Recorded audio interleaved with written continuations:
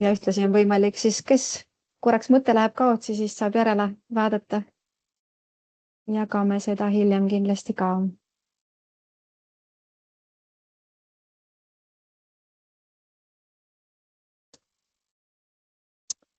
No nii, aga lugu pidades nendest, kes on ilusti enneaegselt või õigeaegselt kohal, et siis ma arvan, et lähme teele. Ja kes liitub, siis vaikselt võtame neid ilusti külge. Tere toredat reedet! Loodan, et päkapiku hooaeg on teie kõigi vastu olnud helge. Ees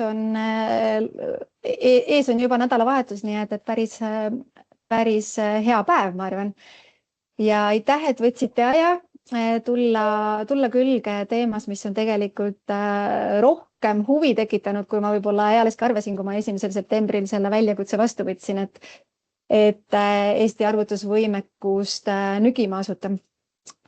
Aga kerge sissejuhatus võib-olla minu poolt, et arvemast täna sellise 60 inimese tutvustusringi hakka tegema, et selleks läheb võib-olla natukene pikaks, aga tutvustusring minu poolt. Mina Kristel Rilla, olen Justiitsdigiministeeriumis projektijuht ja just liitusin septembris ministeeriumiga, et Eesti kõrgjõudlusega arvutusvõimekust nügida ikka tugevamaks. Ja selleks, et seda teed ette võtta, oligi vaja targemaks saada sellest, et kus me siis praegu oleme ja kus meil pitsitab. Vajadus kõrgjõudlusega arvutusvõimekust tõsta on meil olnud muidugi laual siin läbi erinevate domeenide ja sektorite kindlasti pikemalt. Kus see ajend nüüd justiitsi poolt tuli, oli selle aasta varakevadel, kui Euroopa Komisjon kuulutas välja ühe programmi, mille raames toetatakse gigatehaste rajamist Euroopasse. See on siis selline Euroopa konkurentsivõime suveräänse arvutusvõimekuse arendamiseks, Euroopa konkurentsivõime kasvatamine, et me sõltume siin suuresti loomulikult praegu igasugustest hüperklauderitest ja kolmandatest riikidest. Ja selle programmi raames kutsuti üles liikmesriike, erasektorit, avalikku sektorit konsortsiume moodustama. Ja nüüd siis selleks, et olla ise teadlikum, et kus me tegelikult oleme ja mida me tegelikult tahame, oli meil vajagi võtta selline tugevam ja sügavam analüüs ette, et selgitada välja, et mis on meie praegu tegelik olukord läbi sektorite, avalik sektor, erasektor ja mis toimub ka teaduses. Sest justkui midagi tehakse, justkui ju tehisarust me räägime tükk aega, millisel kujul me siis seda räägime või kuidas seda arendatakse meil, et see oli selliselt kaardile paika panemata tervikuna ja täna siis ettepanek jagadagi tööd, mille viisid läbi ja tegid Eivar Koppel ja Martin Eestsalu, et kaardistada hetkeolukord, vaadata, kus me oleme. Teisalt selgitada välja, et kuhu me tahame jõuda, ehk siis tõesti, et mis on kavatsused erinevates sektorites. Ja siis kolmandaks aitasid nad meid ka olema targem klient või targem partner nendes konsortsiumite aruteludes, et mis on siis meie täpne küsimus, et kui me selliste andmekeskuste rajamises tahame osaleda, et siis meie esimene kindlasti kriteerium on see, et me tahame, et üks osa sellest, mitte just gigatehasest, mis on oma suuruselt 100 000 GPU-d ja rohkem, aga et mingi osa sellest oleks Eesti pinnasel, siis mis meie tingimused selleks on, et need vastaksid päriselt meie vajadustele. Aga rohkem ei võta aega sisu arutelult ära. Ütlen veel korraks üle, et salvestame täna seminari, et kellel selle vastu midagi on, et siis nii lihtsalt praegu on, et kui seda ei soovi, siis tõenäoliselt seminaril osalemine tegelikult on tugevalt soovituslik ja väga soovime, et siin olete, aga siis teate, et see nii on. Aga nüüd annan üle vast Martinile. Sina vist pidid tegema ka sissejuhatuse, eks ole, või Ivar kaasub kohe? Jah. Tere meie poolt ka ja ütlengi täienduseks siis selle kohta, et kes siis meie oleme sellised, ütleks, et Ivar ja mina siis oleme Justiits- ja Digiministeeriumile abikäe selle analüüsiga ja selliseks targemaks tellijaks olemises ulatanud, aga et meie siis nagu paljud teist ka teavad, et meie igapäevaelu on siis pigem Tartu Ülikooli Eesti Keele Instituudi taustaga, aga et siis see on siis meie taust ja miks me siin oleme. Nüüd ma igaks juhuks küsin selle kontrollküsimuse, slaidid liiguvad, eks ole? Analüüsi kohta veel väga kokkuvõtvalt, Kristel tegi väga selge sissejuhatus juba ära, et meil on kaardistus hetkeolukorrast, kasutajate vajadusest ja tuleviku prognoosist ja ütleme selline tehniline kirjeldus ka. Ma ütleks nagu selliseks disclaimeriks, et me räägime lühemalt, kui meil seda sisu oli, et meil ei ole mõistlik ega meil ei ole ka võimalik kõike seda, mida me Ivariga kokku panime ja ka seda, mis ei jõudnud nüüd Justiits- ja Digiministeeriumi raportisse, kuhu me panustasime, et taustal oli ka näiteks ühe sellise AI Factory tehniline spetsifikatsioon, aga see läheb lihtsalt liiga mahukaks, et seda oleks mõistlik teile esitada, aga taustal vajadusel on see olemas.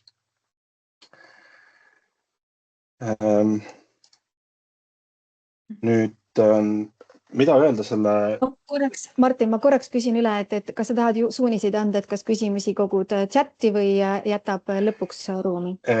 Ma ütleks seda, et kuna ma esitlen ja mul ei ole mitut ekraani, siis ma ei näe neid küsimusi. Et kui sa, Kristel, soovid olla moderaatoriks ja võtta neid vahele, siis saab niipidi, aga saame ka lihtsalt teha selle esitluse ära ja siis lõpus arutelu pidada. Teeme nii, teeme lõpus küsimused vastused. Jah, teeme nii. Ja tegime 25 intervjuud, 18 oli erasektoriga, 7 oli avalik sektor. Natukene oli muidugi eksperti, kelle puhul on raske öelda, et kummal pool ollakse. Siis on taustal veel ETAIS-i ehk Eesti teadusarvutuste infrastruktuuri kasutusstatistikat, on niisugust kasutaja profiili ja ütleme selle pealt siis tuleviku ennustamist. Olemasolevate andmekeskuste selline analüüs sellest, mis meil juba Eestis olemas on ja rahvusvahelisi trende sinna juurde. Nüüd ma ütlen veel mõned disclaimerid siia juurde, et üks asi, mis seda analüüsi kindlasti iseloomustas, oli see, et päris arvestatav ajapiirang oli. Et me tegime seda väga tihedas ajakavas, umbes 1,5 kuu jooksul ja me saatsime kindlasti neid kutseid intervjuudele välja rohkem, kui me neid intervjuusid tegime. Ja lühidalt öeldes me rääkisime nendega, keda me kätte saime ja kõik ei saanud. Ja ütleme, et ideaalmaailmas võiks seda teha 6 kuud või ma ei tea, 3 kuud, 6 kuud, 12 kuud. Ilmselt ühel hetkel saabub mingi platoo, kus me targemaks enam ei lähe, aga et võtkegi seda sellise suhteliselt kiire snapshotina sellest, et mis see seis on. Ja siis meie töö panustas siis Justiits- ja Digiministeeriumi siis juba avalikus foorumis või avalikus veebis levitatud raportisse. Ja nagu siis öeldud, et kõigesse me ei hakka minema ja püüame hoida pilgu olulisel. Siin väike ülevaade ka sellest, et kellega me rääkisime, et oleks selline läbipaistvus selle koha pealt, et kes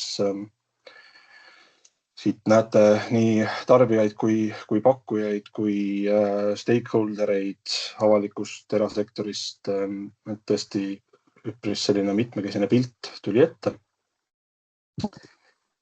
Ja kui nüüd hüpata juba metoodika poolele, siis see raamistik, mis meil taustal oli, mida tõsi küll me täna ei hoia, et hakata päris neid OECD blueprinti tükke läbi käima, et võib-olla see ei ole nagu see tähenduslik viis teile seda infot esitada, aga et lihtsalt anda märku, et meil oli taustal selline süsteemne lähenemine, mis on võrreldav ka rahvusvaheliselt ja on teisi analüüse, millega siis tänu sellele on võimalik tulevikus ka linkida, et see on olemas. Ja et see on Blueprint for Building National Compute Capacity for AI, mis on siis OECD selline raamistik ja mis siis natukene graafilisemal moel näeb välja sedasi, et see capacity, effectiveness ja resilience koos väga paljude selliste alateemadega et tegelikult need teemad meie sellises nagu pikemas käsitluses on kõik kaetud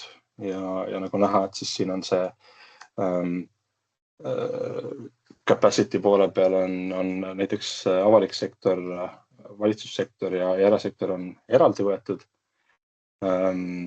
On ütleme sellised, et igaüks leiab siit endaga seostuva tüki, aga selleks, et meil oleks selline terviklik pilt, kus me ei unusta ära mingisugust olulist osa, siis selle AI infrastruktuuri tuleviku planeerimisel, et selleks oli see raamistik taustal.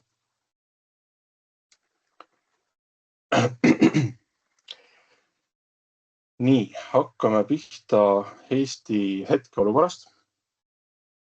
Ja siia kõigepealt väike selline tausta, ütleme, et saada aru, kus me Eestina oleme siis rahvusvahelises kontekstis või Euroopa Liidu kontekstis. Ei ole üllatus, et Lääne-Euroopas on andmekeskuseid oluliselt rohkem. Seejuures nii selle pildi kui järgmise pildi puhul on oluline ära märkida, et kui me räägime nüüd sellisest AI infrastruktuurist, et siin on tõesti andmekeskused kirjas. Andmekeskus ei tähenda tingimata seda, et seal oleks, et siin oleks ära märgitud sellised, kuidas nüüd öelda, meta GPU farmid, kus jookseb mingisugune keelemudel peal, et siin on väga valdavalt ilmselt on sellised mitte, ütleme, tehisintellekti treenimiseks või siis selle jooksutamiseks või inferentsiks nende disainitud andmekeskused. Need on siin sees, aga nad ei ole eksklusiivselt nendele suunatud. Ja eks siis mõningaid selliseid huvitavaid asju siit paistab silma, et vaatad, et Island on selline suhteliselt väikse rahvaarvuga ja väike riik, aga et ilmselt kohalik energia hind on see, mis on andnud sinna numbri 13. Ja kui see nüüd natuke zoomida sisse Eesti pilti, siis Eestis on 12+1 andmekeskust, mille me siis kokku lugesime, et sellesama siis andmebaasi andmetel on kontsentratsioon loomulikult Tallinnas, on ka Ida-Virus paar keskust ja siis, mis tuli ise juurde joonistada, siin oli Tartu ehk siis ETAIS ehk siis Tartu Ülikooli HPC keskus, mis on siis kahes asukohas Tartus. Ja need andmekeskused, mis siin on välja toodud, nende selline pikem tehniline spetsifikatsioon ja nende profiil on meil ka välja joonistatud, aga kui siin nüüd midagi lühidalt kokku võtta, siis ütleks, et päriselt sellist ütleme, tehisintellekti või siis ütleme mudelite treenimiseks või siis käimalükkamiseks selleks vajalikku taristut on ikkagi sellele optimeeritud või orienteeritud taristut on siiski peamiselt ETAISis. Et üks selline erasektori keskus ka on, kus saab põhimõtteliselt nii-öelda GPU as a service võtta, aga see on pigem selline ikkagi perifeerne nähtus. Et selles Eesti andmekeskuste suures pildis seda profiili hetkel ei esine. Ja konkreetsemalt, et mis see pilt siis praegu on siis see, et on jämedalt võttes võib meie jaoks oluliselt 3 lõiguks lüüa, on siis Eesti teadusarvutuste infrastruktuur, mille partneriteks on Tartu Ülikool, Tallinna Tehnikaülikool ja Keemilise ja Bioloogilise Füüsika Instituut. Sellist üld HPC tüüpi teenust pakuvad siiski peamiselt Tartu Ülikool, Tallinna Tehnikaülikool ja see on siis see teenusepakkuja, kelle juurde saab praegu minna põhimõtteliselt iseteeninduse kaudu sellist arvutusressurssi võtma. Siis avalikus sektoris on kõige olulisem osapool on kindlasti riigi IT-keskus ja sealne riigipilv, kus on erinevad siis Azure'i ja AWS-i teenused ja kui siin nüüd öelda midagi tehisintellekti nurga alt, siis riigipilvel ei ole oma GPU-sid, aga ütleks niimoodi, et see võib küll olla meil selline kallutatud arvamus, aga võib-olla mõistlik ongi, aga et seal on mõistlik lahendus tehtud, kus siis riigipilves on võimalik kasutada ETAIS-i ressurssi. See tähendab seda, et iga riigipilve klient saab ilma täiendava hanketa seda siis võtta. Ja erasektori numbrid, see eelmine pilt juba seda iseloomustas, siin on küll väike numbriviga tekkinud, vabandust, et on 12 suuremat andmekeskust Eestis ja GPU ressurss on väga piiratud. Ehk siis see, kus siis päriselt midagi treenida, mingisugust inferentsi teha, mingi mudel käima panna, seda poolt erasektori keskustes hetkel ei leia. Ettevõtetel on, muidugi kui minna siis nagu andmekeskuste poole pealt jällegi ettevõtete enda poolele, kes siis oleks ressursi kasutajad. Eestis on ettevõtteid, kus siis on oma tarbeks arvutusressurssi mingil määral olemas. Ja aga et kokku võib võtta, et sisuliselt seda sellist nii-öelda AI infrastruktuuri erasektori poolel teenusena hetkel ei ole.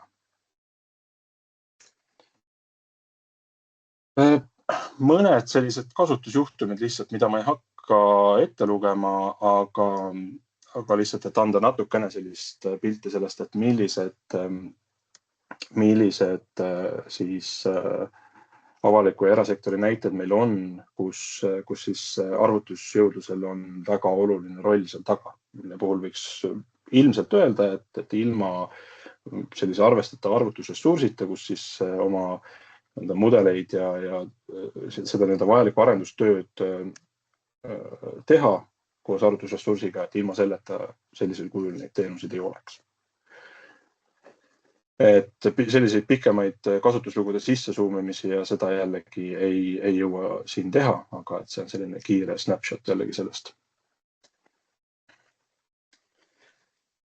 Nüüd, kui minna tulevikuvajadustesse, siis mõned trendid, mida ma ka ei hakka sõna-sõnalt ette lugema, aga kus on näha selline selge suund ülespoole.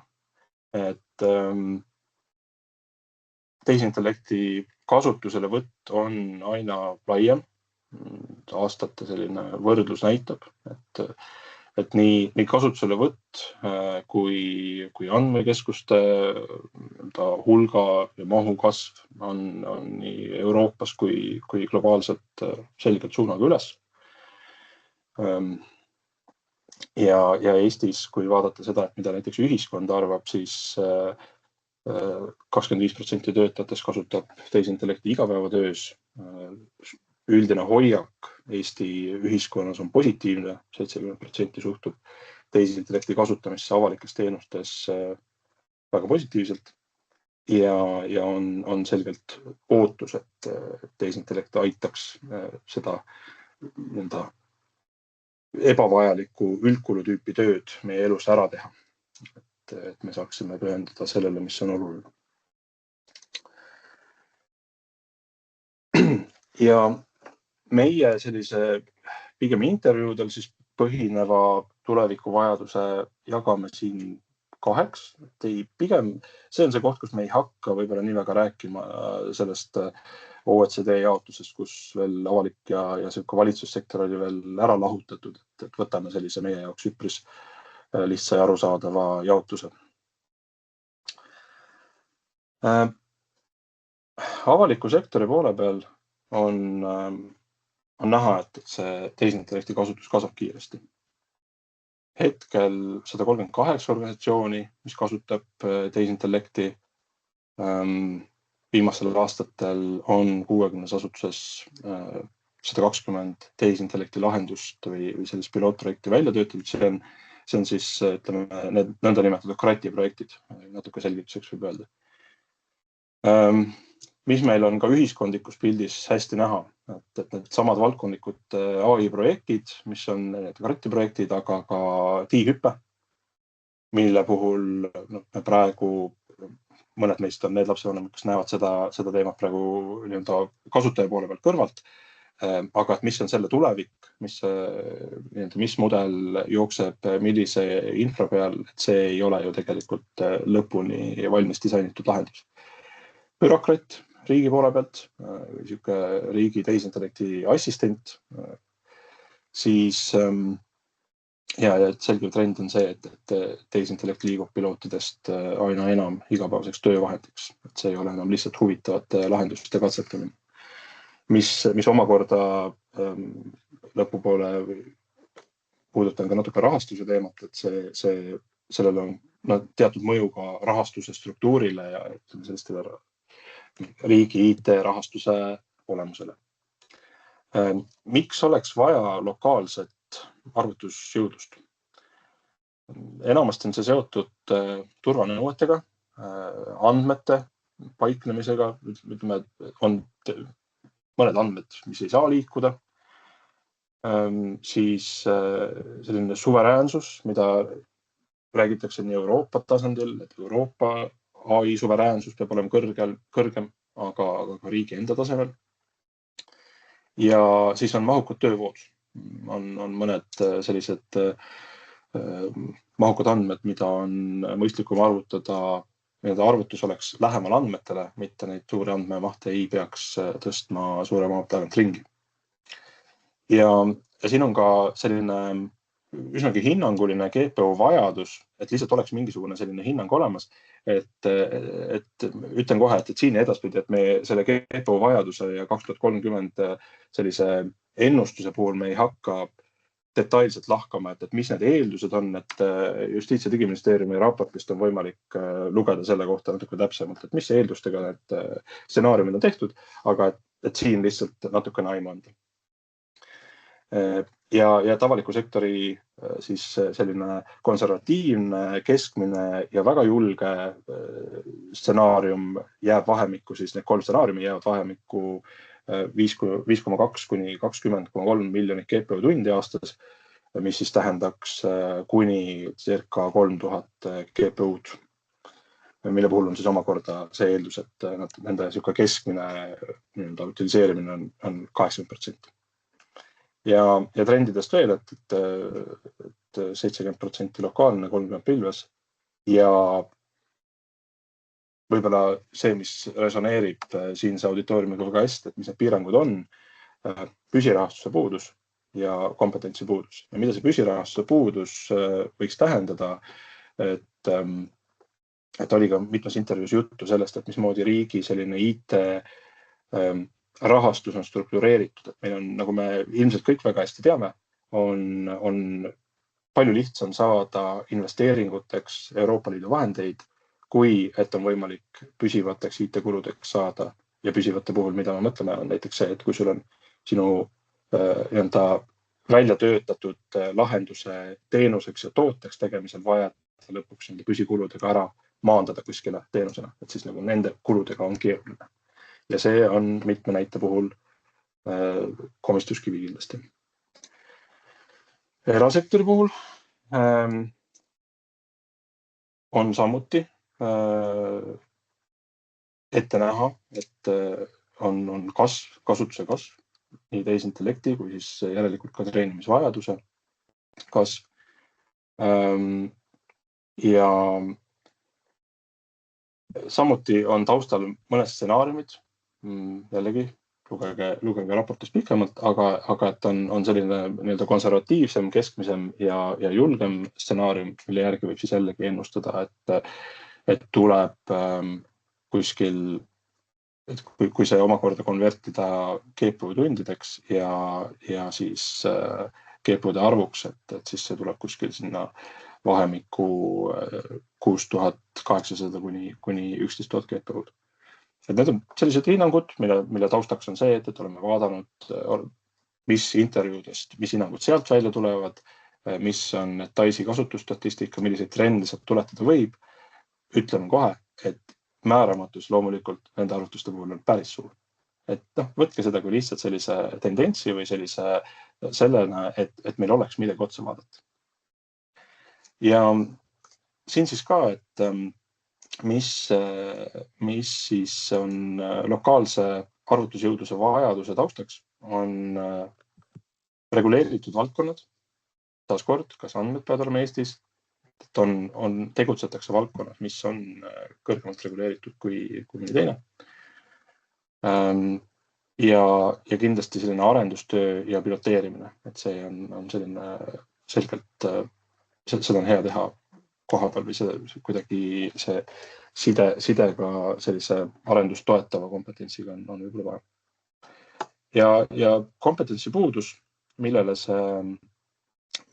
piirangute juures viitame, ongi see, et see on pigem võib-olla selline in-house kompetents, et ka erinevate selliste ütleme tehisintellekti põhiseid teenuseid on ju omajagu, aga ka sellega töötamise või selle väljaarendamise kompetents on tihtipeale sisse ostetud, mis ei ole küll midagi valesti, aga lihtsalt, et selline, kuhu see kompetents kontsentreerub, siis see on selline küsimuse koht.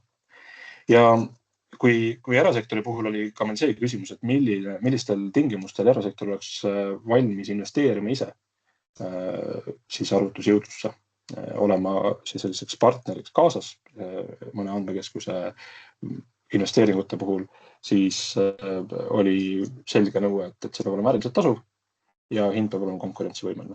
Ja ka kohaliku arvutusressursi kasutamise puhul, et see ei ole aspekt, kus ettevõtted tunnevad mingisugust patriotismi, vaid arvutatakse seal, kus on odavam, kui kohalik ressurss on mõistliku hinnaga, siis kasutaks kohalikke ressursse. Nii, ja siin ma annaksingi otsa üle Ivarile. Aga jätta see pilt enda juurde, et võtta järgmine slaid. Ma tehnilise kirjelduse juures, kuna need asjad hakkavad kõik meil tegelikult hakkasid pihta gigavabrikust, et siis ma võib-olla seletaks natukene lahti, et mis on superarvuti, mis on AI vabrik, mis on gigafactory. Et superarvutid on tänapäeval olemas, lähim meist asub Soomes, kus Eestil on ka osalus. Superarvuti on niisugune koht, kus on näiteks 10 000 GPU-d, aga nad on optimeeritud teaduse jaoks ja treenimiseks. See tähendab seda, et nad ei ole aegkriitilisteks asjadeks sobivaks ja Eestis, kui on vaja põhiliselt inferentsi, kuna treenimiseks niikuinii kellelgi raha ei ole suures mastaabis, siis see ei sobi, kui võetakse keskus näiteks kuuks ajaks hoolduseks maha 2 korda aastas. Järgmine asi on AI Factory. AI Factory, nad on tavaliselt suuremad, räägime näiteks 25 000 GPU-st ja seal on juba mõeldud, et saab inferentsi ka kasutada ja üldse on oluliselt lihtsamaks tehtud see ligipääs.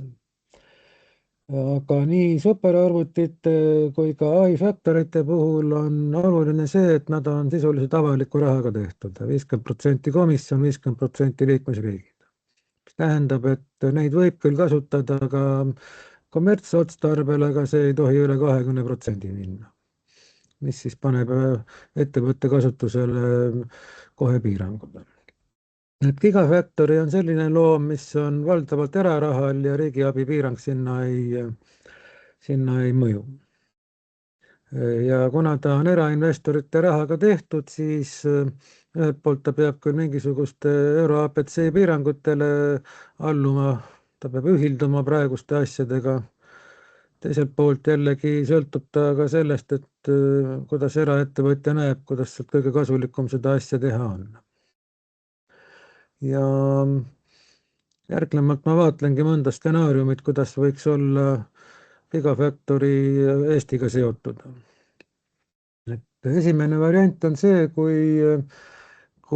mis võiks olla meile võib-olla kõige kasulikum ja kõige turvalisem, on see, et meil on omal mingisugune 3 keskust, mis jooksutavad väga hästi inferentsi. Kubernetes armastab numbrit 3 ja kui meil mingisuguse keskusega midagi juhtub, peavad meil teenused püsti.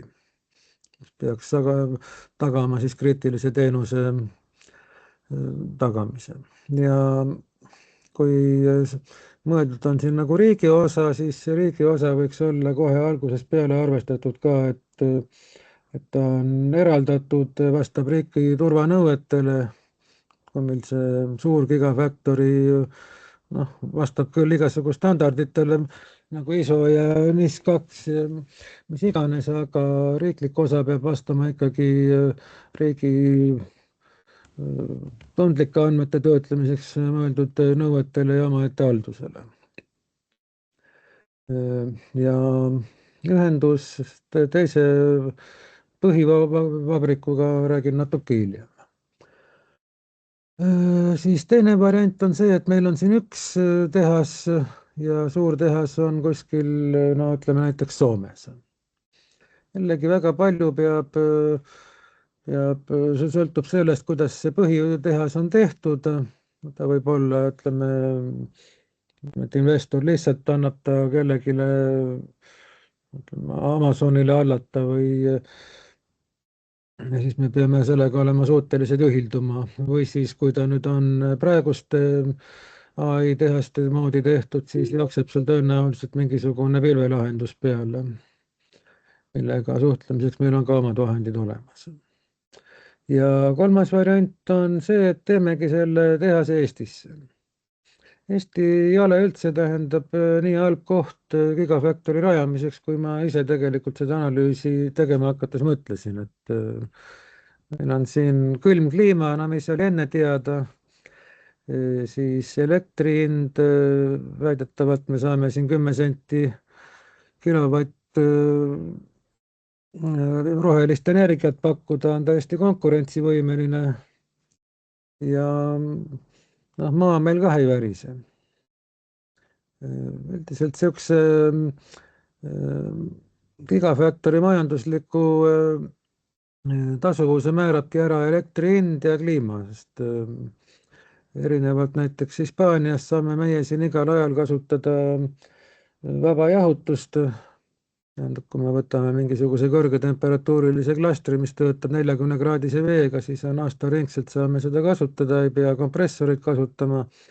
Ja loomulikult kui on selline asukoht, kus on kuhugi ka seda soojust panna, siis saame näiteks linna kütta.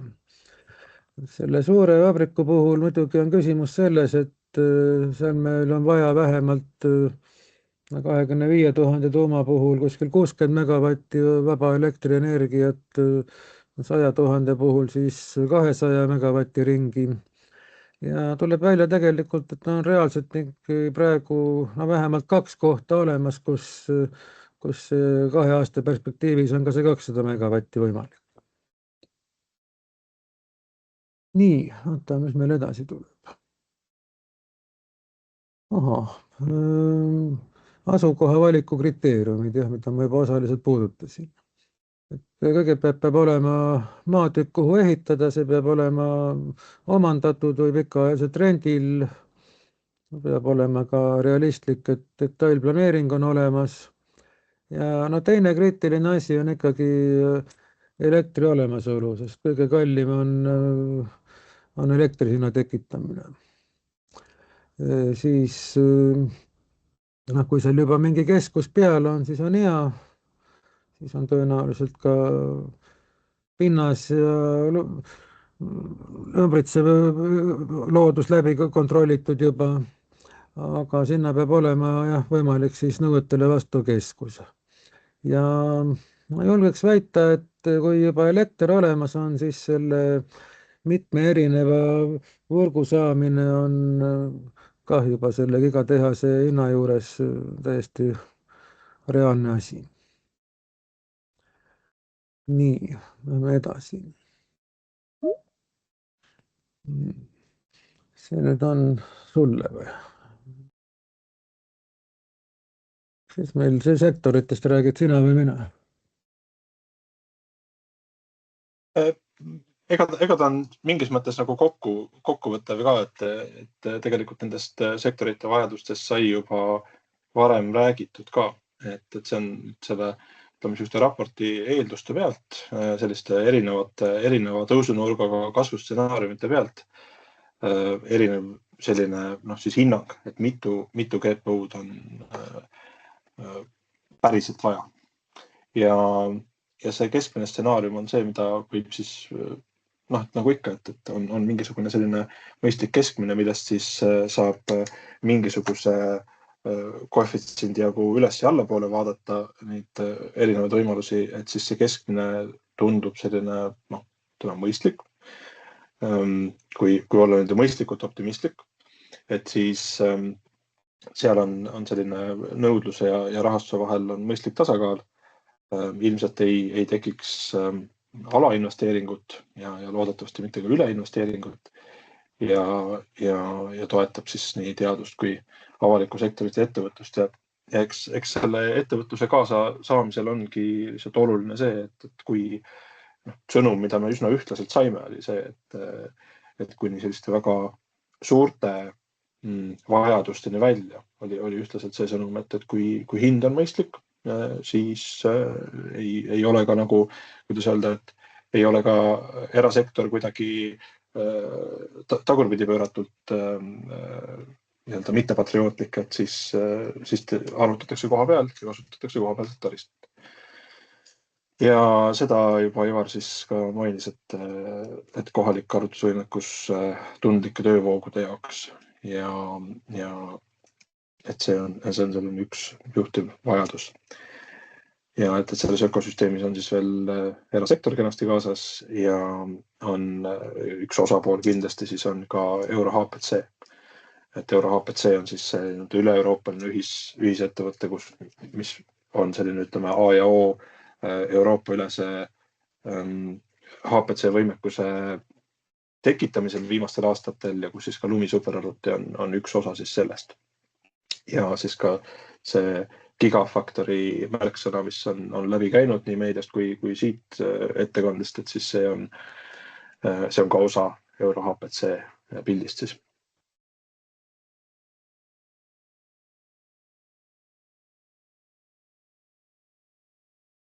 Nii, ma võib-olla selle võtaks mina, jah. Et nagu ma rääkisin, ka loodav Gigafactory, vähemalt EURO-HPC on praegu niimoodi öelnud, et Gigafactory ehitatakse praeguste AI faktorite ja superarvutite ja kvantarvutite peale.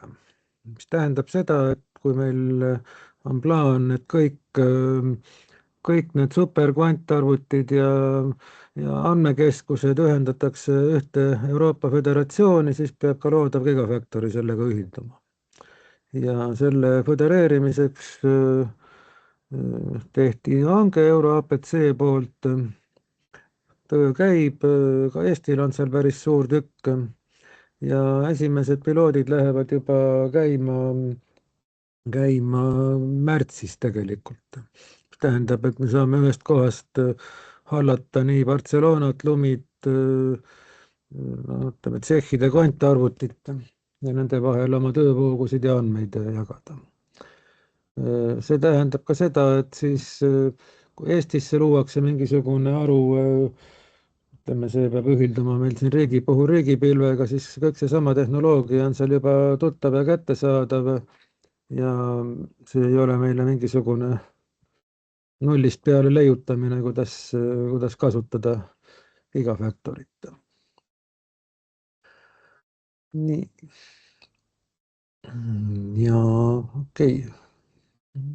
Nii, aga siis, et see selline suhteliselt kiire kapak praegu kokku tõmmata ja jääks ka küsimusteks ja aruteluks natukene aega, et siis viimaseks toomegi siin välja siis selles Justiits- ja Digiministeeriumi raportis sellise, ütleme nagu lõppsõna, et mis ongi natukene, võib-olla selle taustaks on aus öelda, et need on sellised ettepanekud järgmisteks sammudeks, mida siis autorid nägid, et mida oleks võib-olla mõistlik järgmisena ette võtta ja mida mõni võib-olla on neist selline natukene rohkem utreeritud või natukene rohkem on nii-öelda peale keeratud lihtsalt selleks, et arutelu tekiks ja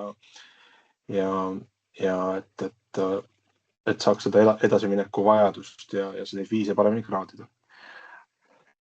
Aga ütleme, et on jagatud kaheks, on kõrgeima prioriteediga tegemised ja on sellised keskmise prioriteediga tegevused ja kõige olulisem on kindlasti otsustada, et võtta suund sellele, et me soovime sellist suuremat suveräänsust ja oma taristut, suuremat oma taristut koha peal teha, siis ja ütleme kõikvõimalik ka toetav pool kasutusele võtuks ja ma ise lisaks siia juurde seda, et see toetav pool ongi väga mitmekesine kindlasti, et siin see läheb tõesti kuni sellise kohati riigi rahanduseni ja ütleme nagu HPC võimekuse erinevate toetusmeetmetega sidumise juurde välja. Siis investeeringute keskkond, mõõdikud ja juhtimine selleks, et teaksime, kuhu me läheme ja kas me õiges suunas läheme. Ja siis keskmise prioriteedi poolel siis selline ökosüsteemi ehitamine, avaliku sektori vedav roll, andmekvaliteet, oskuste ja kompetentsidega tegelemine ja siis ma ütleks, et kasutuspraktikad, et see läheb jälle sellisesse pigem sinna ökosüsteemi poolele ära. Ja siin me tõmbaksime otsad kokku ja annaksin sõna Kristelile tagasi. Ja aitäh. Ma nüüd vahepeal sain pihta võrguühenduse ebastabiilsusega, nii et kui ma vahepeal katkema hakkan, siis Martin, ole hea kata. Aga aitäh, Martin Ivar, et nüüd oleks võimalus küsida, kel küsimusi tekkis. Palun käega märku anda, et teeks sellise, nii, Siim, sina saad esimese sõna. Panid küsimuse küll vestlusesse, aga palun ütle välja.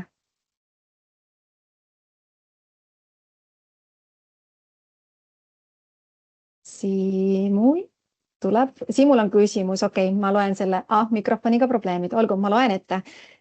Kas on vaadeldud ka trendi keelemudeli asemel arutlevate süsteemide peale suunduda, mis on oluliselt andmemahukamad? Meil on mõned soovid jäänud selle taha, et me ei ole leidnud võimalust pakkuda pakkujate miinimumnõuetele vastavat DB-d, PU andmeedastuskiirust. Martin Ivar. No ma lähtun nagu teiselt poolt, et kust neid andmeehituskiirusi ja mahtusid küsitud on, et minuni pole, ütleme, kuna suur osa nagu ressurssi avalikku on ETAIS-is, et minuni pole veel jõudnud. Aga kas see oleks tehtav ETAIS-iga? Võib-olla siis keeraks küsimuse praegu nagu teistpidi. See sõltub jällegi milleks, jah, täpselt use case'ist, et Okei, et siis küsimusele vastata, et siis bilateraalne arutelu Ivariga tundub olevat siin paslik jätkutegevus. Siim, et sobib see vastus sulle, anna märku chatis. Kas ma lisan korra siia juurde, et kas ma ei tea, kuidas Justiits- ja Digiministeeriumil on nagu plaanis edaspidi selle teemaga toimetada, et kas äkki selliseid use case kuidagi, et koha pealt mõtlen täiesti, aga et võib-olla selliseid põllu pealt kogutud use case kuidagi koguda kokku. Et see kõlab minu jaoks nagu üks selline koht, kus tahaks võib-olla rohkem teada. Ja et see võib minna lihtsalt mingisuguseks koostööks ETAIS-iga loomulikult, aga teiselt poolt jällegi, et saaks kuidagi selle juhtumi profiili kätte, et see aitaks edaspidi ka targemini otsustada. Eks seda me selle analüüsi käigus üritasime hästi palju teha, nii et kui keegi nüüd oma vajadust ei saanud ühel või teisel põhjusel, kas tõesti selle ajapiirangutest tulenevalt või saime valedele inimestele pihta, et siis, või ei saanud õigetele inimestele pihta, valedele inimestele ei ole õige võib-olla öelda, et siis andke märku, et kogume seda vajadust jätkuvalt ja neid tegevusi läbi mõtleme vastavalt nendele ettepanekutele, et kuidas edasi minna. Et võtaks veel küsimusi, kui on, siis korraks tulen ise sisse selle taristu arendamise esialgsete selliste mõtetega, suundadega, et kus me selles oleme. Kas on veel küsimusi?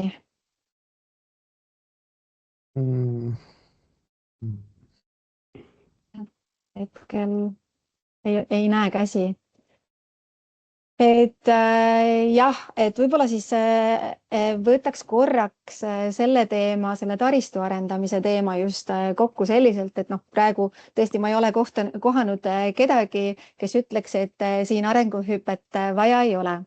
Et nüüd, kuidas see tekib, on ju ühelt poolt, et seda pole tekkinud ühel või teisel moel meile Eestisse. Et siin kindlasti Justiits-Digiministeeriumi ambitsioon on, et see tekiks. Kuidas ideaalne oleks muidugi see, et see IT-sektori poolt, äri poolt isetekkeliselt tuleks, aga ühel või teisel põhjusel seda ei ole seni olnud. Loomulikult, kui me nagu mõtleme selle peale, et millist teenust just hüperscalerid soovivad, siis seda meil Eesti-siseselt pakkuda ei ole. Küll aga me oleme kujunenud siin Põhjamaade kõrval väga atraktiivseks pinnaseks nii kolmandate riikide välisinvestoritele kui ka teistele just seetõttu, et väga palju meil jahutuseks vaja ressurssi ei ole ja nii nagu Ivar kenasti välja tõi, et meil on tegelikult vajalikud eeldused loodud. Mida Martin väga kenasti siin vahepeal ka mainis, oli see, et teatud tingimused, mille peale mina näiteks oma varasemas elus ei ole mõelnud ka, on see, et kuivõrd kiire või kuivõrd märgiline on see, kui kiiresti on võimalik tööstus püsti panna. Et me oleme ju kuulnud siin, et tööstuse rajamiseks läheb aega. Neotehase puhul läks siin muidugi ulmekiirelt, aga see sektor ütleb selgelt, et üle 2 aasta aega ei ole anda. Ehk siis investeeringud on suhteliselt põlevad käes. Aga võtta veel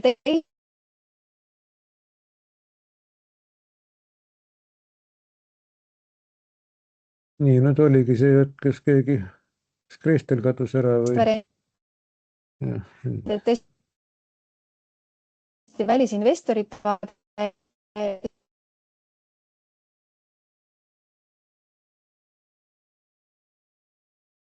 No nii, Kristeli netiühendus sai ta jälle kätte, jah?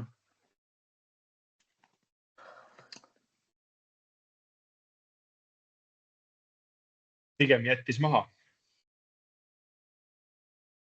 No võt, võib-olla hakkas midagi väga salajast rääkima ja niideti maha.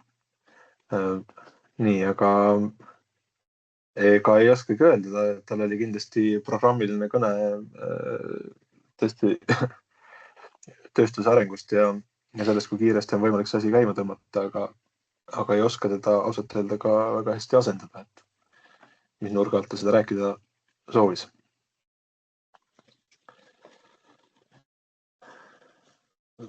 Ütlen ainult seda, et kui kellelgi on praegu täiendavaid küsimusi, siis no nii, Kristel ilmus tagasi.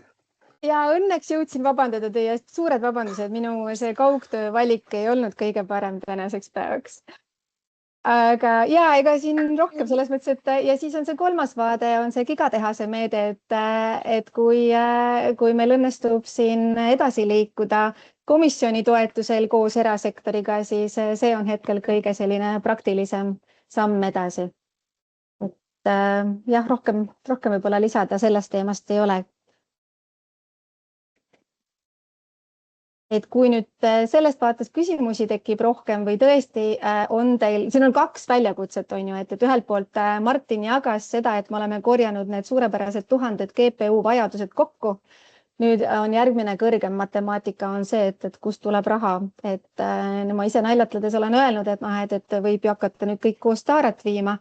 Aga et kui tõesti teil on oma domeenides või oma tegevustes ette planeeritud sellist tehisaru arendamist, kas siis tõesti mudelite treenimisega, inferentsiga, et siis liidame needki kavandatud eelarved kokku, sellepärast, et ilmselgelt gigatehases osalemine meie oma panust vajab ja selleks on selline nagu läbi haldusalade ühine pingutus vajalik. Aga kui nüüd küsimusi rohkem. Nii, Tarmol on küsimus, palun. Tervist, et ma tahtsin seda puudutada, et kas see uuring kirjatükk on katnud ka meil hukukindluse praegust akuutset problemaatikat, et kui me planeerime gigatehast Eestisse ja samal ajal tegeleme agressiivselt hukukindluse tagamisega, siis minu meelest on nad natukene nagu põrkuvad kursid. Et kuidas seda adresseerida? Ivar. Ma ei ütleks, et ta põrkuv on tegelikult. et vastupidi, et kui meil on gigatehase haru, no ütleme, praegu ma ei näe, et realistlik oleks see, et meile siia ikkagi oma gigatehas tuleb ja ütleme, mingisugune haru Soomes on, pigem võib see vastupidi juhtuda. Kui ma siin natuke tulevikku ennustan, et siis vastupidi, see päris gigatehas on ju niisugune loomulik koht, kus saaks oma asju dubleerida. ma täiendaks võib-olla sellega, et noh, kui nüüd konkreetselt, kui ma mõtlen, et mis selle küsimuse mõte on, siis näiteks mida me ei teinud, oli mingisugune selline päris julgeolekuanalüüs. Et kui tuleb päris investeerimisolukord, siis selle juhtumi taustal juba hinnatakse kõik need asjad läbi. Et me ei hakanud sinna minema, sellepärast et see ei tundunud nagu mõistlik. Et see, mida me andsime sinna, on see, mida ütleme, sisejulgeolek ja välisjulgeolek ei oskaks sinna panustada.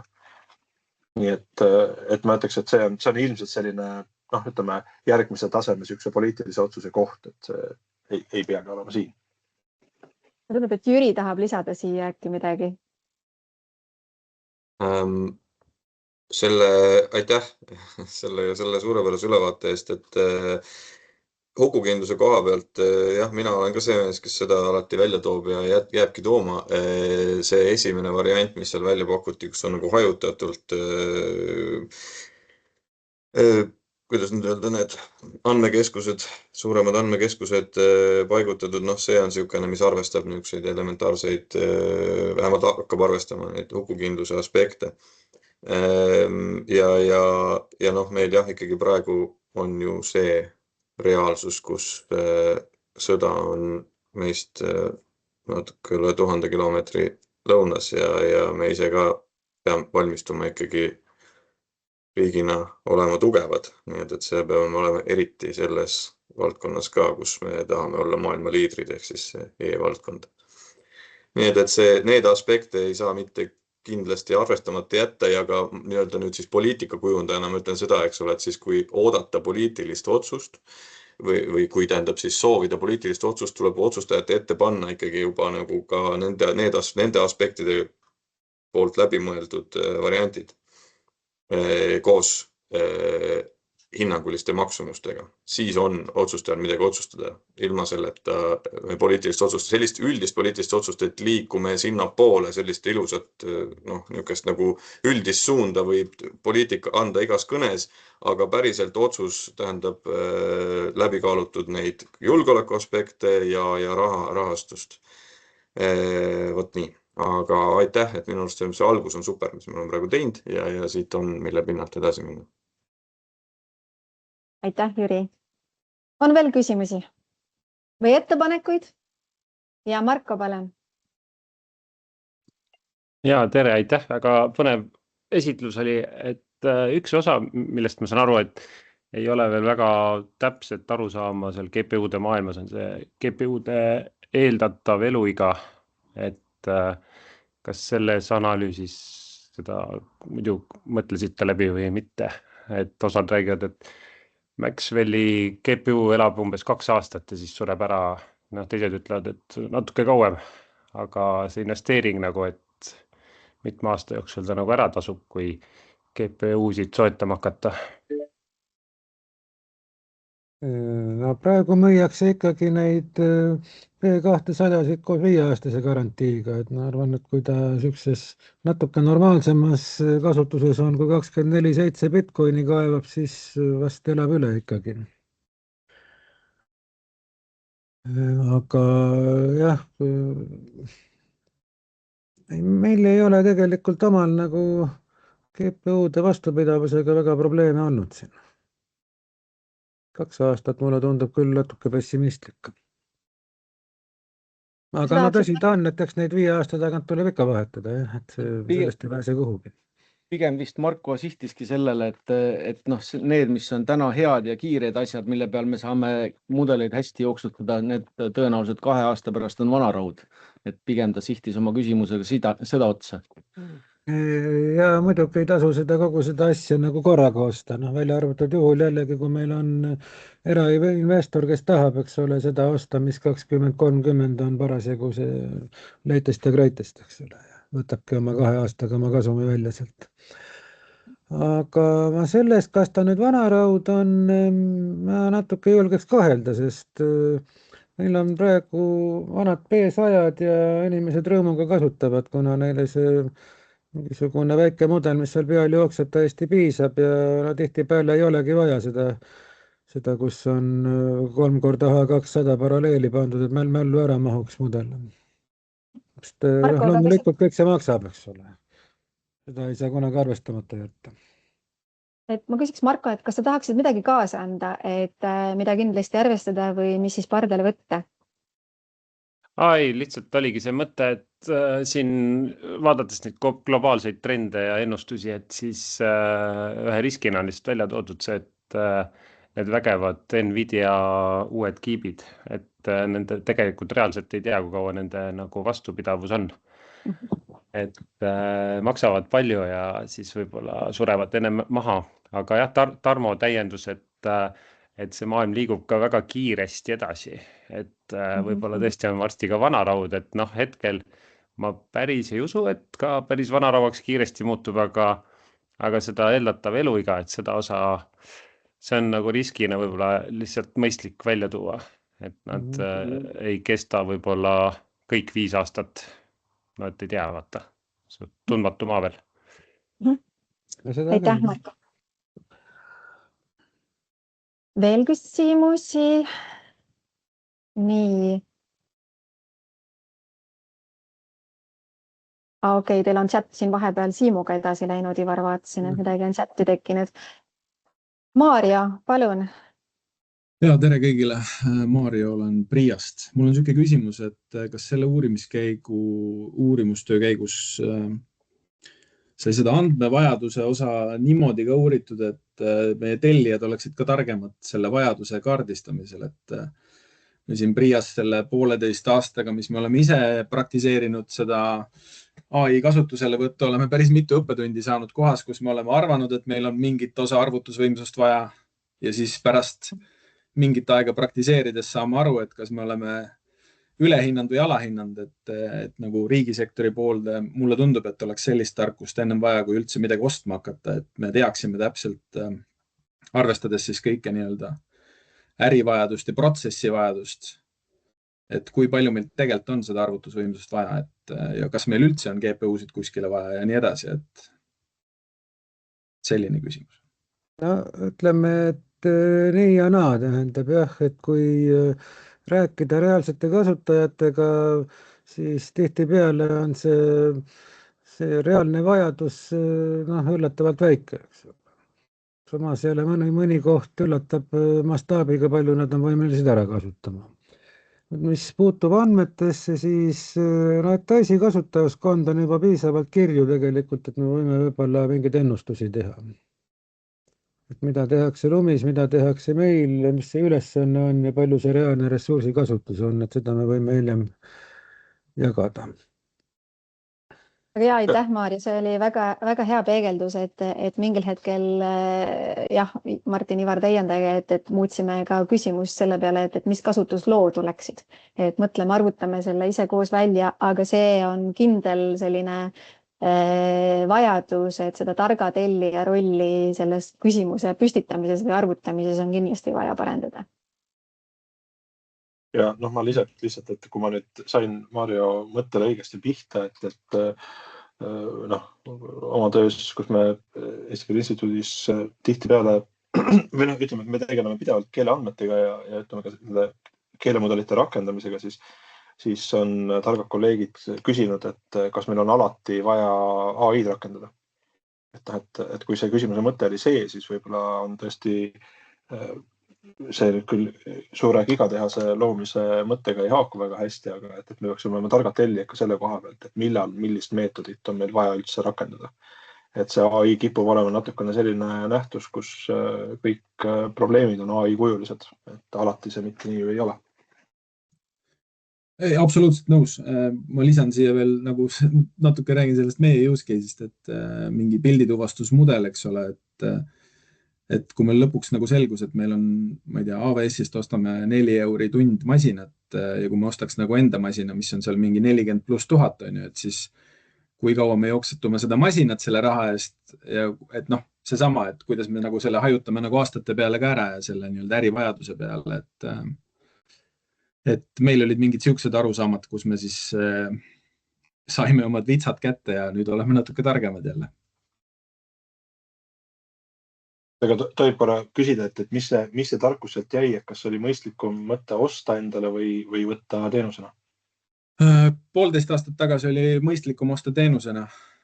Täna me oleme juba tegelikult endale nagu ostnud 2 masinat, aga meil on täna nagu see portfell oluliselt laiem ka nagu nende teenuste osas, et mitte ainult pildituvastus, et nagu muud lahendused ka. Aga tollel hetkel jah, oli nagu mõistlikum edasi minna sellega, et me rendime seda serverit tunniga. Aga aitäh, et nüüd juba osalejate numbrid 80-54 järgides saan aru, et aeg on meil täis tiksunud, et kindlasti ei taha siin panna seina ette või piiri ette küsimustele ja arutelule, et kes nüüd tundis, et sellest teemast tahaks rohkem haakuda, palun andke mulle teada, et ja edaspidi siis hoian nii infoväljas kui hea meelega kaasan aruteludesse plaanide tegemisse. Aga muidu siis suur aitäh selle tunni eest teie nädalas ja aitäh Ivarile, Martinile seda kiiret analüüsitükki, mis ei olnud üldse mitte lihtne ette võtmast ja kokku panemast. Ja minult poolt siis head nädalavahetust ja peatset pühade ootust. Aitäh, kõik head. Kõik head. Oli tore.